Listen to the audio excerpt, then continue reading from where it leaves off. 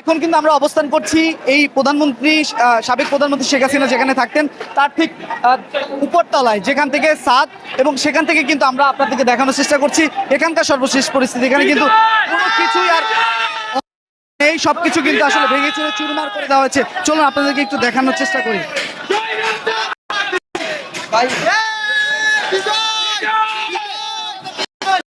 আমরা একটু সামনের দিক থেকে আপনাদেরকে দেখানোর চেষ্টা করি যে উপর থেকে, কারণ পুরো অন্ধকার, সেখানে পেরেছি আমরা দেখানোর চেষ্টা করছি। এবং এখানে পানির এবং ঘাসের লাইন যেগুলো ছিল সেগুলো কিন্তু খুলে ফেলা হচ্ছে, এবং সেই সাথে এখানে তার রয়েছে এবং এখানে কিন্তু গ্যাস লিক হয়েছে। এবং এই কিন্তু ঠিক উপর থেকে আপনাদেরকে দেখানোর চেষ্টা করছি গণভবনে, যেখানে প্রধানমন্ত্রী শেখ হাসিনা থাকতো।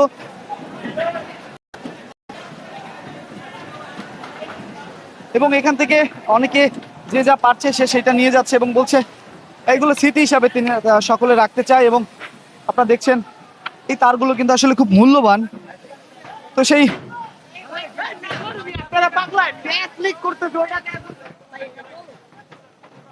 এবং আমরা কিন্তু রয়েছি একদম উপরে একদম ছাদের উপরে অবস্থান করছি এবং সেখান থেকে সর্বশেষ পরিস্থিতি আপনাদের মাঝে তুলে ধরার চেষ্টা করছি।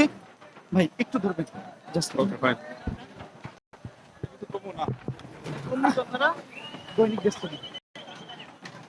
দর্শক, আমরা উঠে এসেছি এবং এখান থেকে আপনাদেরকে দেখাতে চাই যে গণভবনের উপর থেকে যে মানুষের মধ্যে উৎসাহ উদ্দীপনা সেগুলো কিন্তু আপনারা দেখছেন।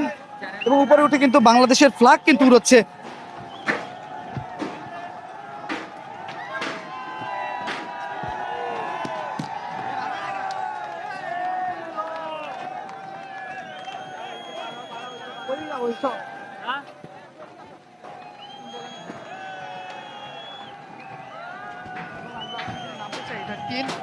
এর বিভিন্ন অংশ কিন্তু কাটা।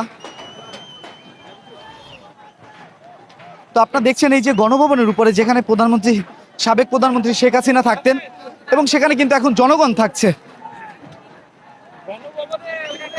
এই হচ্ছে গণভবনের উপর থেকে আপনাদেরকে দেখানোর চেষ্টা করছি। দর্শক, দৈনিক দেশটির মাধ্যমে আপনারা কিন্তু দেখছেন বর্তমানে গণভবনের এই পরিস্থিতি, এবং লাখো জনতা কিন্তু গণভবনে রয়েছে। এবং আমরা দৈনিক দেশটির মাধ্যমে আমরা সবসময় সত্য এবং সত্য সংবাদগুলো সবসময় তুলে ধরার চেষ্টা করি। এবং আপনারা দেখছেন যে মানুষের মধ্যে যে উল্লাস উদ্দীপনা সেগুলো কিন্তু আসলে বহিঃপ্রকাশ ঘটছে, এবং সকলে কিন্তু বাংলাদেশ স্বাধীন হয়েছে। কি পেয়েছেন আপনি? শেখ হাসিনার ব্লাউজ পেয়েছি আমরা।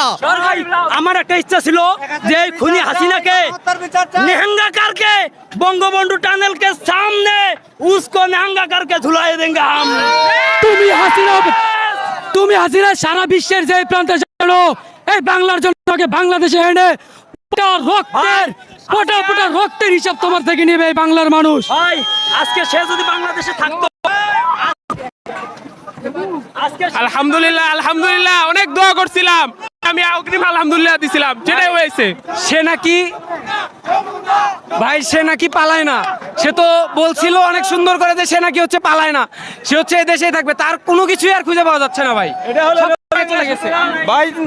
2024 সালে আজকে আরেকবার বাংলাদেশ স্বাধীন হয়েছে। আপনাদেরকে যেমনটা বলছিলাম যে আমরা এই মুহূর্তে কিন্তু রয়েছি গণভবনের ঠিক উপরে অংশে। সেখানে কিন্তু উল্লাসে উঠেছে এখানে যারা শিক্ষার্থীরা রয়েছে, এবং সেই চিত্র আমরা দৈনিক দেশ মাধ্যমে আপনাদের সামনে সত্য এবং সত্য নিউজ আমরা তুলে ধরছেন। যে বিগত দিনগুলোতে দৈনিক ডেস্টিনি কিন্তু একদম ঘন্টার পর ঘন্টা লাইভ দেখিয়েছে যে কিভাবে গুলিবর্ষণ করা হয়েছে, এবং সেইগুলো দৈনিক ডেস্টিনির মাধ্যমে আপনারা দেখেছেন। যদি যারা না দেখেন তারা অবশ্যই আমাদের ডেস্টিনির পেজটা ভিজিট করবে, এবং যারা এতক্ষণ ধরে দেখছেন তারা অবশ্যই লাইক এবং সাবস্ক্রাইব করে আমাদের দৈনিক ডেস্টিনির সাথে থাকবেন।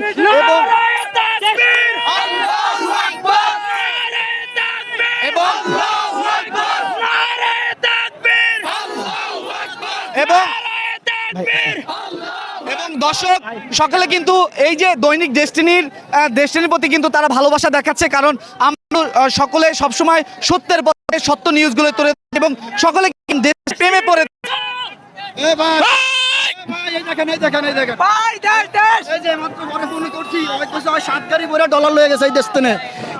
যোগাযোগ করতেছি, আচ্ছা দর্শক, তো এই ছিল আমার কাছে গণভবন থেকে আমার কাছে সর্বশেষ সংবাদ, এবং আপনারা দেখছেন গণভবন থেকে আমি আপনাদের সাথে ছিলাম মোহাম্মদ রাইয়ান হোসেন, এবং আপনারা দেখছেন দৈনিক ডেস্টিনি।